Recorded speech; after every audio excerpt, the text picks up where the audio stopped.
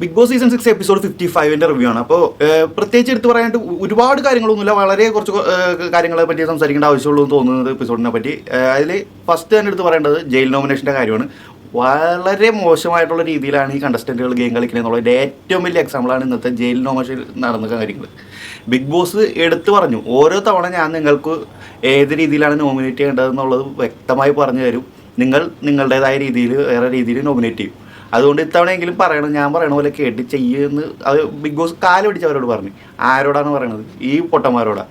അവരെന്നിട്ടും അവർ plan ചെയ്ത് പോയ പോലെ തന്നെ കാര്യങ്ങൾ അവിടെ ചെയ്തിട്ട് ഇനാക്റ്റീവ് ആയിട്ടുള്ള ആളുകളെ, അതായത് ഗെയിമിലോട്ട് ഇറങ്ങാൻ ആളുകൾ, അത് ഇവിടെ നിൽക്കാൻ യോഗ്യതയില്ലാന്ന് തോന്നുന്ന ആളുകൾ, അങ്ങനത്തെ ആളുകളെ പറയാൻ പറഞ്ഞപ്പോൾ അവിടെ ഏറ്റവും നല്ലതായിട്ട് കണ്ടന്റ് കൊടുക്കാനായിട്ട് കപ്പാസിറ്റി ഉള്ള ആളുകളെ, ജിൻഡോയെ, ഗബ്രിയെ, അഭിഷേകിനെ, സിജോയെ, അവിടെ ടോപ്പ് ലെവലിൽ നിർത്താൻ പറ്റിയ ആളുകളെ, കണ്ടന്റ് കൊടുക്കുന്ന കാര്യത്തിൽ, ആക്റ്റീവായിട്ടുള്ള കാര്യത്തിൽ, ഗെയിമിൽ പെർഫോം ചെയ്യുന്ന കാര്യത്തിൽ ഏറ്റവും ടോപ്പിൽ നിർത്താൻ പറ്റിയ ആൾക്കാരെ ജയിലിലോട്ട് നോമിനേറ്റ് ചെയ്തേക്കണം. അതിൽ നിന്ന് തന്നെ മനസ്സിലാക്കി ഈ പറഞ്ഞ ആളുകൾക്ക് ബിഗ് ബോസ് എന്താണെന്നോ ഇതിലെ കളി എന്താണെന്നോ മനസ്സിലായിട്ടില്ല എന്ന്. ജിൻഡോ ഒക്കെ എടുത്ത് പറഞ്ഞു, ഇത് നിങ്ങൾ കാണിക്കുന്ന മണ്ടത്തരമാണ്, എന്തെന്നാണ് ബിഗ് ബോസ് പറഞ്ഞത്, എന്താണ് നിങ്ങൾ ചെയ്യണത് എന്താണെന്ന് ജിൻഡോ ചോദിച്ചു.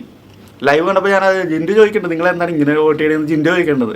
അപ്പോഴും അവരവരുടെ മൈൻഡിൽ പ്ലാൻ ചെയ്ത് വെച്ച കാര്യങ്ങൾ തന്നെ അവർ പുറത്തോട്ട് വിടുന്ന സിറ്റുവേഷനാണ്. അവിടെ ശ്രീധുവിനെ പറയാം, ശ്രീധുവിനെ വിടാം, അൻസുബയെ വിടാം, നോറയെ വിടാം, എത്രയോ പേര്, റസ്മിനെ വിട്ടാലും കുഴപ്പമില്ല, എത്രയോ പേര് അതിൻ്റെ അകത്ത് ഇനാക്റ്റീവായിട്ടിരിക്കുന്നുണ്ട്.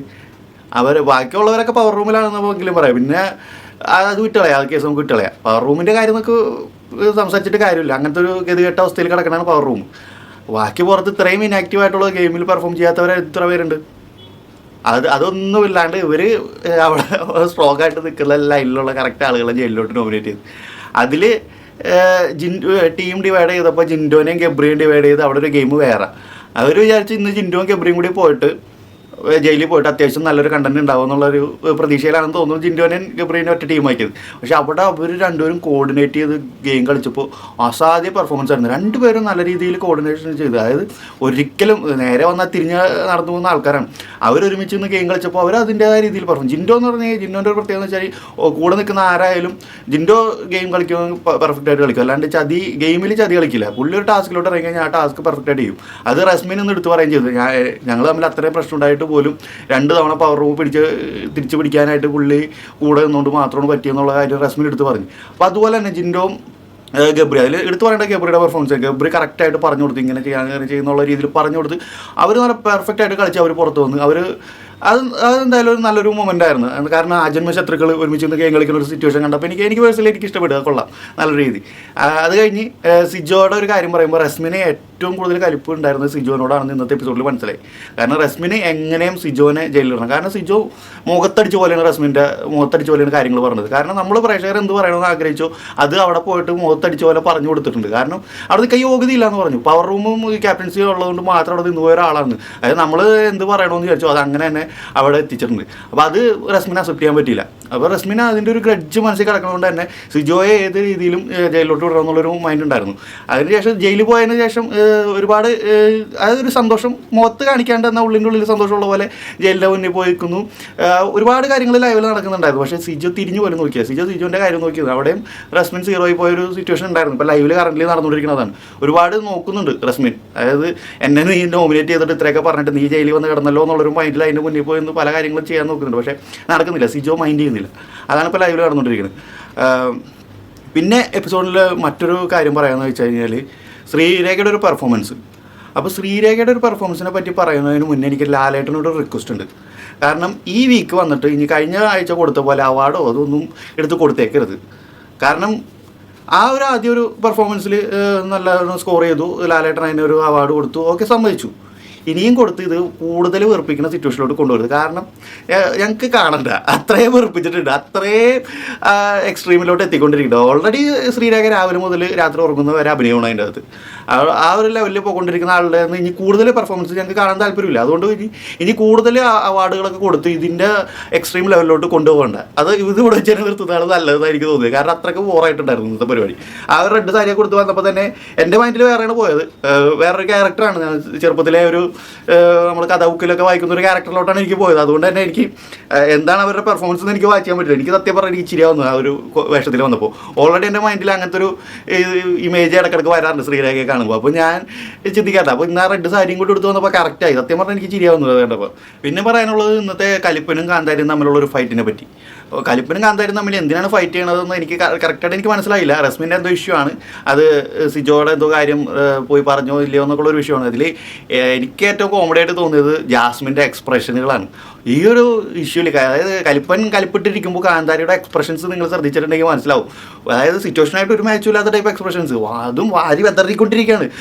എന്തോ വലിയൊരു അത്ഭുതം മുന്നിൽ നടന്ന പോലെ ഇത് ഇത്രയും വലിയൊരു റിയാക്ഷൻ അതിന് ആവശ്യമുണ്ടോ എന്ന് എനിക്ക് തോന്നി. കാരണം ഒന്നാമത്തെ കാര്യം ജാസ്മിൻ മേക്കപ്പ് ഇല്ലാണ്ട് കാണുകയെന്ന് വെച്ചാൽ റെയറാണ്. അപ്പോൾ മേക്കപ്പ് ഇല്ലാണ്ട് ജാസ്മിൻ അതിൻ്റെ അത് വരുമ്പോൾ വേറൊരു കണ്ടസ്റ്റൻ്റ് ആയിട്ടാണ് എനിക്ക് ഫീൽ ചെയ്യാറ്. അപ്പോൾ അതിൻ്റെ കൂടെ ഈ കോവാളി എക്സ്പ്രഷനും കൂടി ആയപ്പോൾ അതും നല്ല രീതിയിലുള്ള കോമഡി ലെവലിലോട്ട് പോയിട്ടുണ്ടായിരുന്നു. പിന്നെ ഇതിലെനിക്ക് ഇന്നത്തെ ഹൈലൈറ്റ് ആയിട്ട് തോന്നിയൊരു കാര്യം, അത് എപ്പിസോഡിലൊന്നുമില്ല പ്ലസ് എപ്പിസോഡിലിട്ടൊരു കാര്യം എന്ന് പറഞ്ഞു കഴിഞ്ഞാൽ, രാവിലെ നിങ്ങളോട് ചെയ്തൊരു തെറ്റിന് മാപ്പ് കൊടുക്കാനുള്ള ഒരു അവസരമായിട്ട് ഇത് കണ്ടിട്ട് ഒരാൾക്ക് മാപ്പ് കൊടുക്കുക എന്ന് പറഞ്ഞിട്ടുണ്ടായിരുന്നു. അപ്പോൾ പലരും അതിൽ രഹസ്യമായിട്ട് ഇപ്പോൾ റസ്മിനൊക്കെ വന്നിട്ട് ഗബ്രിക്ക് അറിയാം ആ കാര്യം, അതിന് ഞാൻ ക്ഷമിക്കുന്നു എന്നൊക്കെ പറയുന്നത്. ഗബ്രിക്ക് അറിയാം, ഗബ്രി റസ്മിന് മാത്രം പറഞ്ഞപ്പോൾ ഇത് ടാസ്ക് കൊടുത്താക്കുന്നത് അവിടെ ഇരിക്കുന്ന ബാക്കിയുള്ളവർക്കും കാണുന്ന പ്രേക്ഷകർക്കും കാര്യം മനസ്സിലാൻ വേണ്ടിയിട്ടല്ലേ. അപ്പോൾ റസ്മിന് അവിടെ വന്നിട്ട് ഗബ്രിക്ക് അറിയാം ആ കാര്യം, ഗബ്രി എന്നെ ഹേർട്ട് ചെയ്തത്, അത് ഞാൻ ഗബ്രിയോട് ക്ഷമിച്ചിരിക്കുന്നു. അങ്ങനത്തെ രീതിയിലുള്ള കുറേ മാപ്പ് കൊടുക്കലും കാര്യങ്ങളൊക്കെ ഉണ്ടായിരുന്നു. പക്ഷേ എനിക്കതിൽ ഏറ്റവും ഇഷ്ടപ്പെട്ടത് ജിൻഡോ പറഞ്ഞൊരു കാര്യമാണ്. അതായത് ജിൻഡോ വന്നിട്ട് പറയുന്നത്, അതായത് നമ്മുടെ ഗബ്രി ജിൻഡോ തമ്മിലുണ്ടായിരുന്ന ഒരു വലിയ അടിയുണ്ടല്ലോ, അതായത് തന്നെ തെറ്റായ രീതിയിൽ തൊട്ടു, അങ്ങനത്തെ രീതിയിൽ സംസാരിച്ചു, എൻ്റെ മേത്ത് പോലും തുടരുന്നത് എനിക്ക് അറപ്പാണെന്നൊക്കെ ഗബ്രി ജിൻഡോയെ പറ്റി പറഞ്ഞൊരു സിറ്റുവേഷൻ ഉണ്ടായിരുന്നു. അപ്പോൾ അതിനെപ്പറ്റി അതായത് നല്ല രീതിയിൽ എക്സ്പ്ലെയിൻ ചെയ്തു. എപ്പിസോഡിൽ കുറച്ചായിട്ടുണ്ടായുള്ളൂ, പക്ഷേ ലൈവിൽ കണ്ടപ്പോൾ ഒരുപാട് കാര്യങ്ങൾ ജിൻഡോ അതിൽ വിശദീകരിച്ച് പറയുന്നത് നല്ല കറക്റ്റായിട്ടുള്ള എക്സ്പ്ലനേഷൻ ആയിരുന്നു.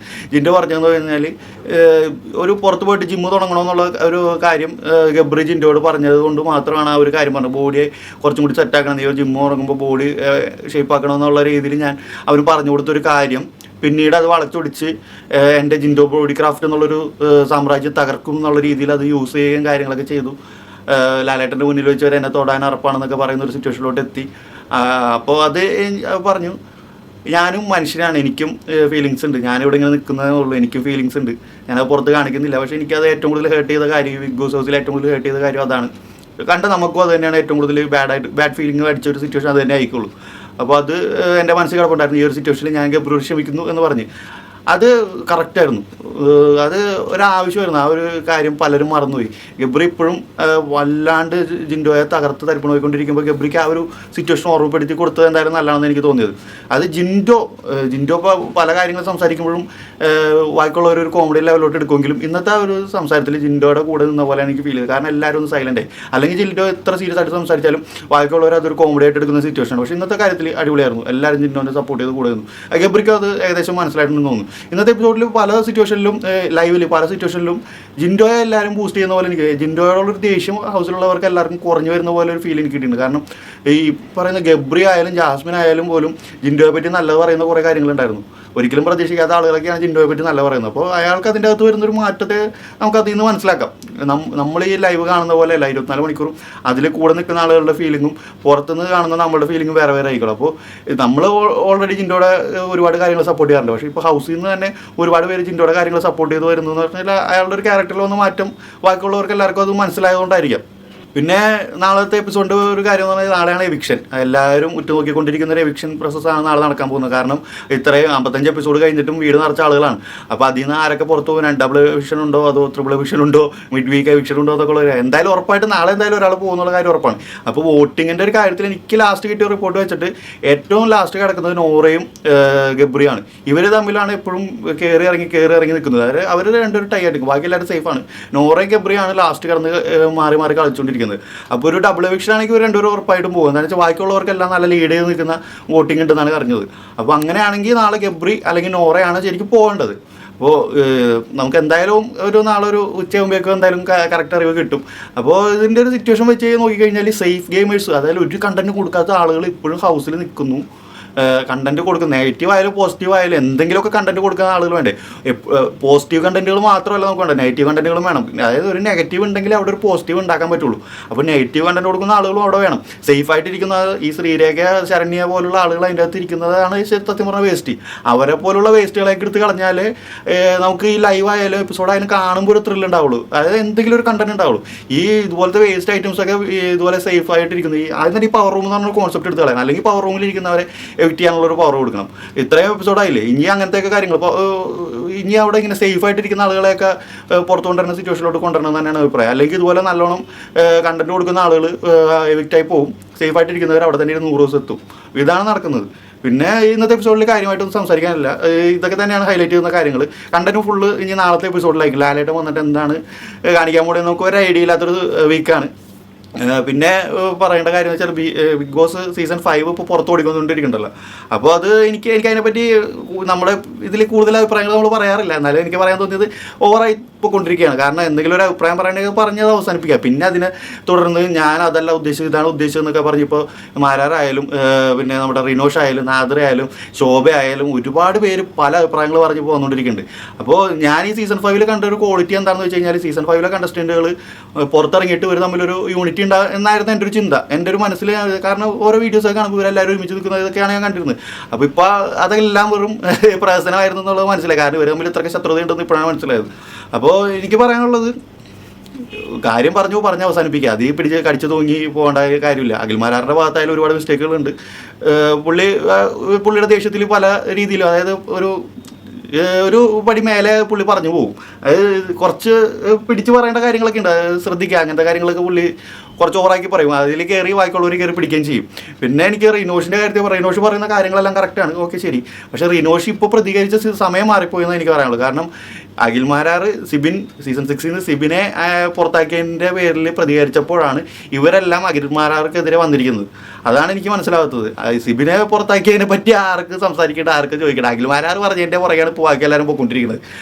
അപ്പോൾ എനിക്കൊരു ഡൗട്ട് തോന്നിയൊരു കാര്യം ഞാൻ ചോദിക്കാം. എനിക്ക് വലിയ ഇതിൻ്റെ സീസൺ 5 കാര്യങ്ങൾ ആധികാരികമായിട്ട് അറിയില്ല. എന്നാലും ഞാൻ ഇപ്പോൾ ഈ സീസൺ 6 നമ്മുടെ ജാസ്മിനും ഗബ്രിയും കൂടി ലൈവിൽ അന്യായമായിട്ട് വെറുപ്പിച്ചിട്ടുണ്ടായിരുന്നുണ്ട്. അവരുടെ ഒരു കോമ്പോ പിടിച്ചിട്ട് അന്യായമായിട്ട് വെറുപ്പിച്ച സിറ്റുവേഷൻസ് നമ്മൾ കണ്ടിട്ടുണ്ടായിരുന്നു. അതായത് ഇവരെ മാത്രം കാണിച്ചുകൊണ്ടിരുന്നത്. സീസൺ 5 ഇതേ സിറ്റുവേഷൻ ഉണ്ടായിരുന്നു. ഇപ്പോൾ എല്ലാവരും മറന്നു തുടങ്ങി തോന്നുന്നു. ഈ സാഗർ സെറീന കോമ്പോ ഇതേപോലെ തന്നെ ലൈവിൽ ഇട്ട് കാണിച്ച് നമ്മളെ വെറുപ്പിച്ചൊരു സിറ്റുവേഷൻ ഉണ്ടായിരുന്നു. ആ ടൈമിലാണ് എനിക്ക് തോന്നുന്നു സീസൺ 5 ഏറ്റവും കൂടുതൽ ചീത്തപ്പേരുണ്ടായിരുന്നത്. അതായത് ഒന്നുമില്ല, ആകെ കാണിച്ചുകൊണ്ടിരിക്കുന്നത്. അതായത് രാത്രിയൊക്കെ ലൈവ് ഓപ്പൺ ആക്കി കഴിഞ്ഞാൽ ഇവരൊക്കെ ഉറങ്ങാണ്ടിരുന്ന് ഇവരുടെ കോമ്പോ പിടിക്കലായിരുന്നു, സാഗർ സെറീനയും കൂടി. അപ്പോൾ അന്യായ വെറുപ്പിക്കലായിട്ട് പോയിക്കൊണ്ടിരുന്ന ഒരു ടൈമിലാണ് സെറീന പുറത്തായത്. പ്രേക്ഷകർ തീരുമാനിച്ചു, വേണ്ട ഞങ്ങൾ വോട്ട് കൊടുക്കുന്നില്ല എന്ന് തീരുമാനിച്ച് സെറീന പുറത്തായി. ആ സെറീനയെ നേരെ സീക്രട്ട് റൂമിലോട്ട് കൊണ്ടുപോവുകയും കുറച്ച് ദിവസം കഴിഞ്ഞപ്പോൾ തിരിച്ച് സെറീനയെ കൊണ്ടുവരിക. ആ സെറീന ഫൈനൽ 6 വരെ എത്തുന്ന ഒരു സിറ്റുവേഷൻ നമ്മൾ കണ്ടായിരുന്നു. അപ്പോൾ അത് എനിക്കൊരു ചോദ്യചിഹ്നമായിട്ട് എൻ്റെ മനസ്സിൽ കിടപ്പുണ്ടായിരുന്നു. ഇപ്പോൾ അഖിൽമാരാർ പറഞ്ഞ കാര്യങ്ങളൊക്കെ വെച്ച് ആലോചിച്ച് നോക്കുമ്പോൾ എനിക്ക് വീണ്ടും അതൊരു ചോദ്യമായിട്ട് എൻ്റെ മനസ്സിൽ വന്നു. എനിക്ക് അതിനൊന്നും പറയാനില്ല. പിന്നെ ആലോചിക്കുകയാണെങ്കിൽ സീസൺ 4 ഇതുപോലെ തന്നെ ഒരാൾ അത്യാവശ്യം നല്ല രീതിയിൽ വെറുപ്പിച്ച ഒരാളാണ് നിമിഷയും ഇതുപോലെ പുറത്തായിട്ട് 2 ദിവസം സീക്രട്ട് റൂമിലിരുന്നു. അത് കഴിഞ്ഞ് കൊണ്ടുവന്നു. ഫൈനൽ ടോപ്പ് 10 എങ്ങാണ്ടും വരെ നിമിഷയും ഉണ്ടായിരുന്നു, എൻ്റെ ഒരു ഓർമ്മ ശരിയാണെങ്കിൽ. അപ്പോൾ ഇതൊക്കെ നമ്മൾ പ്രേക്ഷകർ വോട്ട് ചെയ്ത് ഒരാളെ പുറത്താക്കണം. അല്ലാണ്ട് ഇതുപോലെ തിരിച്ചു കൊണ്ടുവന്ന് ഫൈനൽ 5 ഫൈനൽ ടോപ്പ് 10 എത്തിക്കാനാണെങ്കിൽ നമ്മൾ വോട്ട് ചെയ്യണം എന്തിനാണ്? അതൊരു ചോദ്യചിഹ്നമാണ്. അപ്പോൾ ഇതിൻ്റെയൊക്കെ ഉത്തരം അറിയണമെങ്കിൽ ഇതിൻ്റെയൊക്കെ ഷോ ഡയറക്ടറോടും ഇതിൻ്റെ പുറകിലുള്ള ആളുകളോടൊക്കെ നേരിട്ട് പോയി ചോദിക്കേണ്ടി വരും. നമുക്കിതൊക്കെ ചിന്തിക്കാനല്ലേ പറ്റുള്ളൂ. അപ്പോൾ ഞാനെൻ്റെ ഒരു ചിന്ത പറഞ്ഞു എന്നേ ഉള്ളൂ, വേറെ ഒന്നുമില്ല. അപ്പോൾ ബാക്കി കാര്യങ്ങൾ നമുക്ക് സീസൺ 6 കാര്യങ്ങൾ നമുക്ക് നാളെ വീക്കെൻഡ് എപ്പിസോഡ് നാളത്തെ ലാലേട്ടൻ വന്നു കഴിഞ്ഞാൽ സംസാരിക്കാം. അതുവരെ ബൈ.